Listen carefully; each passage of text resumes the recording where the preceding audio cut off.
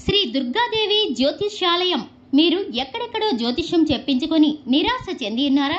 అయితే ఒకే ఒక్కసారి గురువు గారికి ఫోన్ కాల్ చేయండి. దూర ప్రాంతాలలో ఉన్నవారికి ఒకే ఒక్క ఫోన్ ద్వారా వెంటనే పరిష్కారం చెప్పబడును. మీ ముఖం, ఫోటో, చెయ్యి, పేరు, వయస్సు, గోత్రం వాట్సాప్ చేయండి.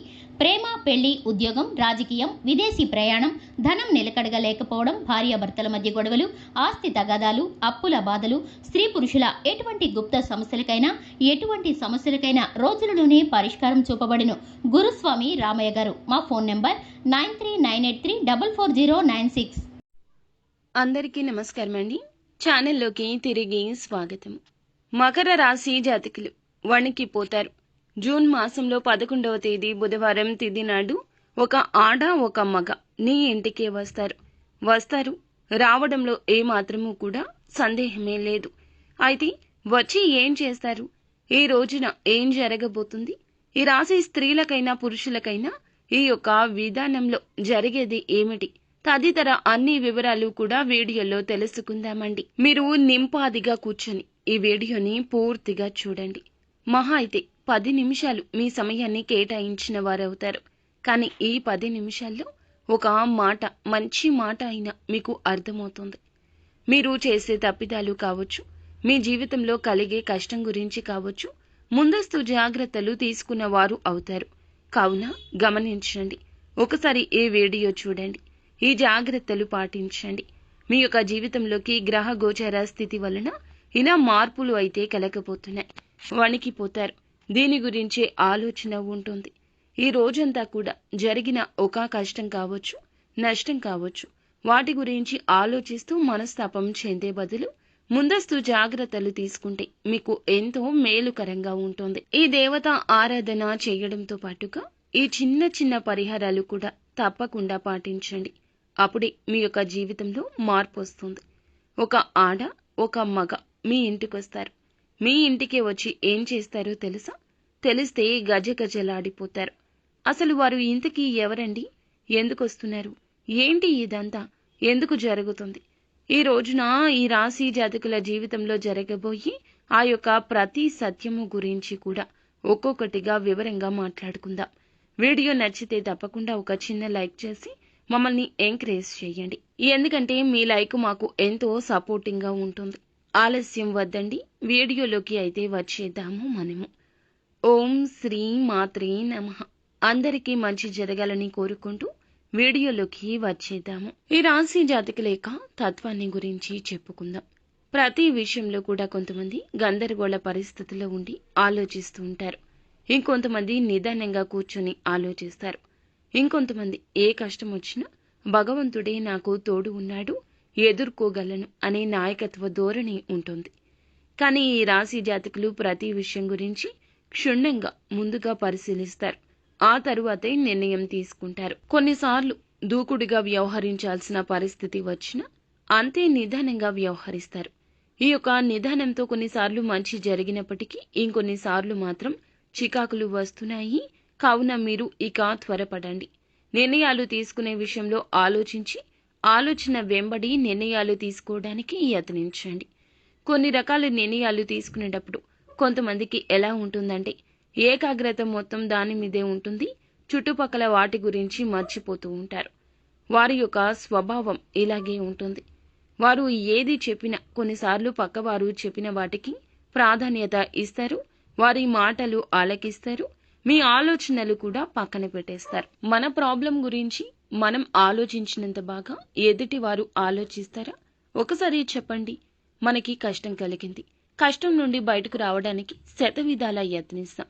అదే ఎదుటివాడు మనల్ని చూసి వీరికి కష్టం కలిగింది కదా అని చెప్పి వారు ఆలోచిస్తారా? 100% మీ యొక్క కష్టాన్ని తొలగించాలనుకుంటారా? ఈ ప్రశ్న ఒక్కసారి మీకు మీరుగా వేసుకుంటే మీకే అంతా అర్థమవుతుంది.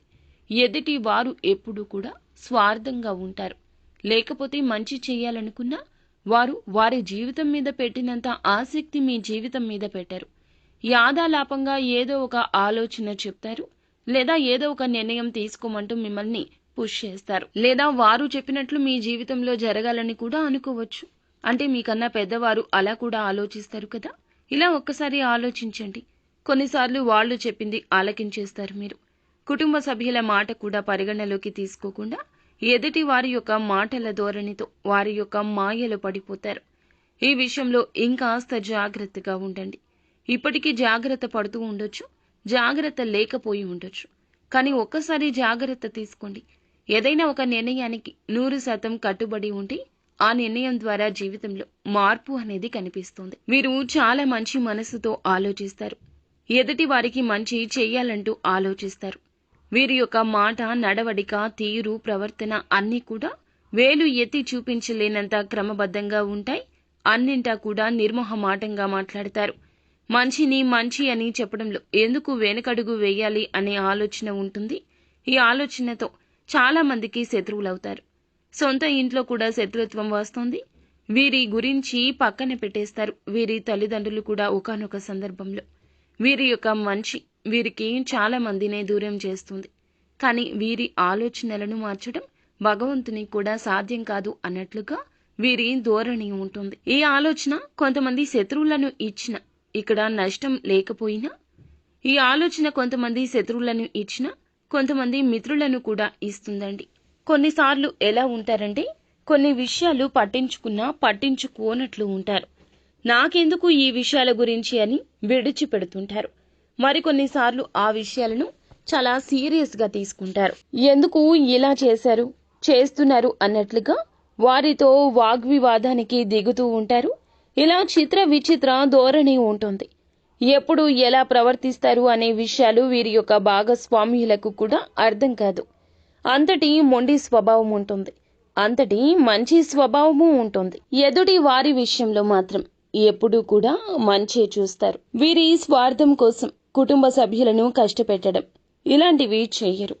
మూర్ఖత్వం ఉండదు, మొండితనమే ఉంటుంది. పట్టిన కుందేటికి 3 కాళ్ళు అంటారు.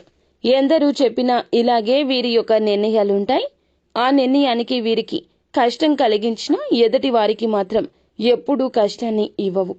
వీరు భాగస్వామ్యులను, సంతానాన్ని మొదటి దశలో ఉన్నప్పుడే తల్లిదండ్రులను అభిమానించడం మొదలు పెడతారు. వీరి యొక్క అభిమానం, ప్రేమ మొదలు పెట్టినప్పుడు ఎలా ఉంటాయో చివరి వరకు అలాగే ఉంటాయి. కోపం వచ్చిన ఆ కాసేపు ఉంటుంది. ఆ తరువాత పరిష్కార మార్గం కోసం అన్వేషిస్తూ వెళ్లిపోతారు. బంధాలను విడిచిపెట్టరు. ఒక మనిషిలో మంచి చెడు 2 ఉంటాయండి. మంచిని తీసుకుని చెడుని మంచిగా మార్చే లక్షణం కూడా వీరుకుంటుంది. బంధాలను విడిచిపెట్టడం మాత్రం అస్సలు కలలో కూడా జరగదు. విడిచిపెడతారు. అది కూడా ఎప్పుడో తెలుసా? పోరాడి ఇక వాళ్ళు మీరు వద్దు అంటే 2 చేతులు కలిస్తేనే కదా చెప్పట్లు. 2వ చేతి కలవనప్పుడు మనం ఎంతవరకు పోరాడతామని విసుగు వస్తే ఇక వెనుదిరిగి కూడా చూడరు. ఇలా విసుగు వస్తే ఇక వెనుదిరిగి కూడా చూడరు అన్నమాట. ఈ యొక్క బంధం గురించి ఇక పట్టించుకోరు. ఎప్పుడు కూడా ఒకరే పట్టుకుంటే ఆ బంధం నిలబడదు. ఈ విషయం వీరికి తెలుసు. పోరాట పటిమతో ఎంత పోరాడినా కొన్ని రకాల బంధాలు ముడివేయలేనివి. భగవంతుడే ముడివేయాలి. బంధాలను విడిచిపెట్టి ముందుకు వెళ్లిపోతారు. ఏదైనా ఒక సమస్య, కష్టం వస్తే అక్కడే ఆగిపోవడం అస్సలు నచ్చదు. ఇటువంటి మనస్తత్వం ఎక్కువ. అయితే ఈ రోజున ఒక విషయం గురించి మనం చెప్పుకోవాలి. మీ ఇంటికి ఒక వ్యక్తి వస్తారు. ఆడవారు కావచ్చు, మగవారు కావచ్చు. విధ్వంసాన్ని సృష్టిస్తారు. ఈ రోజున వీరికి ఇలాంటి పరిణామాలే కలగబోతున్నాయి.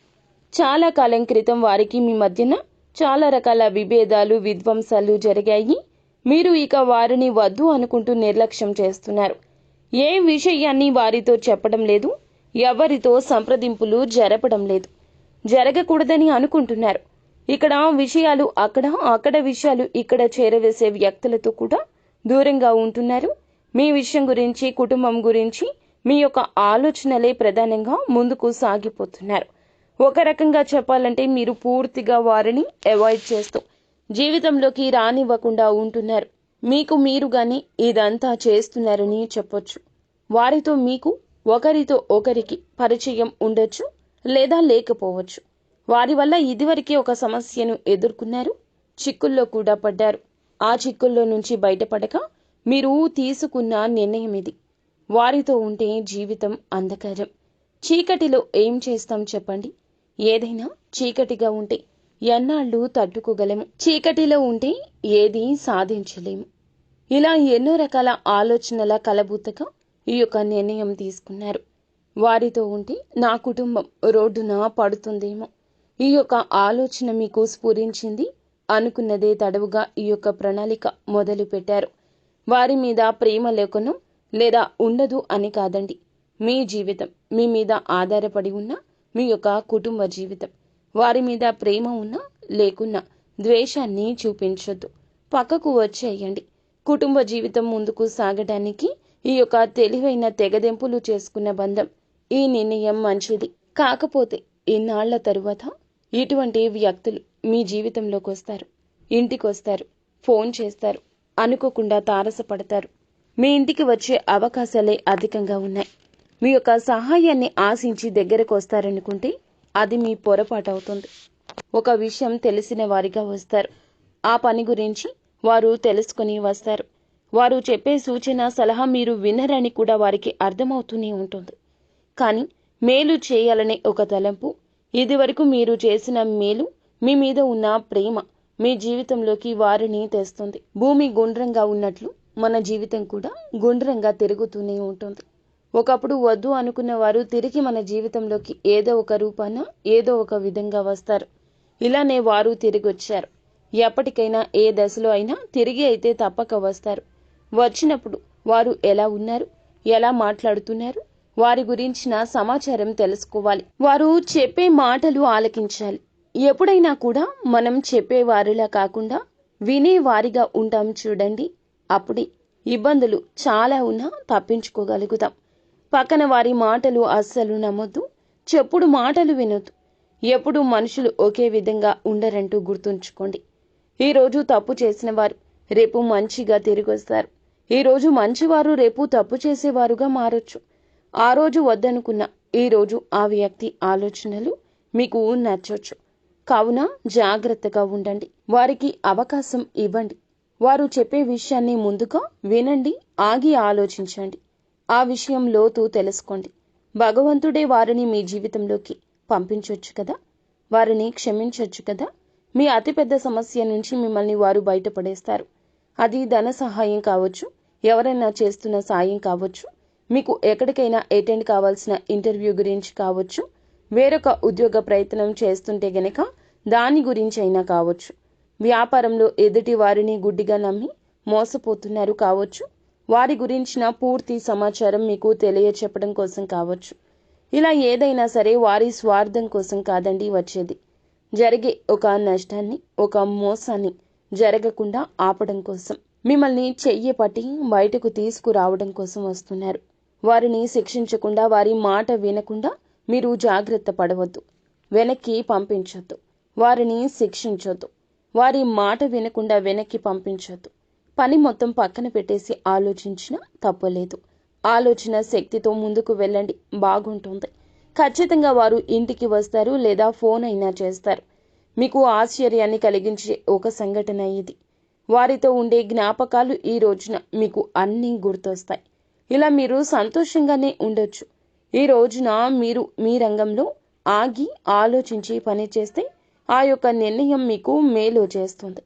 ఇక ఈ రోజున మీకు ఏదైనా గజిబిజి గందరగోళంగా ఉంటే గనక ఖచ్చితంగా ఒంటరిగా ఉండి కీలక నిర్ణయం తీసుకోండి. అలాగే భగవంతుడి సహాయం కోసం ఈ రోజున వారిని పంపిస్తున్నారు. ఈ రోజున వారితో సమయాన్ని గడపలేకపోయినా భగవంతుని ఆలయానికి వెళ్ళి భగవంతుని దర్శించుకోవడం లేదా ఇంట్లోనే పూజ గదిలో ఇష్టదైవాన్ని ప్రార్థించడం వల్ల మీ ఆలోచనలు సఫలంగా ఉంటాయి, శుభ ఫలితాలు దక్కుతాయి. మరిన్ని శుభ ఫలితాలు ఖచ్చితంగా పొందుకోవడం కోసం నిత్యం శివారాధన చేసుకోండి. ఈ రాశి జాతకులకు ఈ రోజున ఎలా ఉంటుంది, ఏం జరుగుతుంది అనే వివరాలు తెలుసుకున్నాం కదండి. ఇకనైనా ఈ జాగ్రత్తలు పాటించమంటూ మీకు విన్నవించడం జరుగుతుంది. వస్తున్న ఆ వ్యక్తి మీ యొక్క మేలు కోరే వస్తున్నారు. వారు మనిషి రూపంలో కావచ్చు, లేదా మాట రూపంలో రావచ్చు, లేదా ఏ రూపంలో అయినా రావచ్చు. ఎలా అయినా వస్తారు.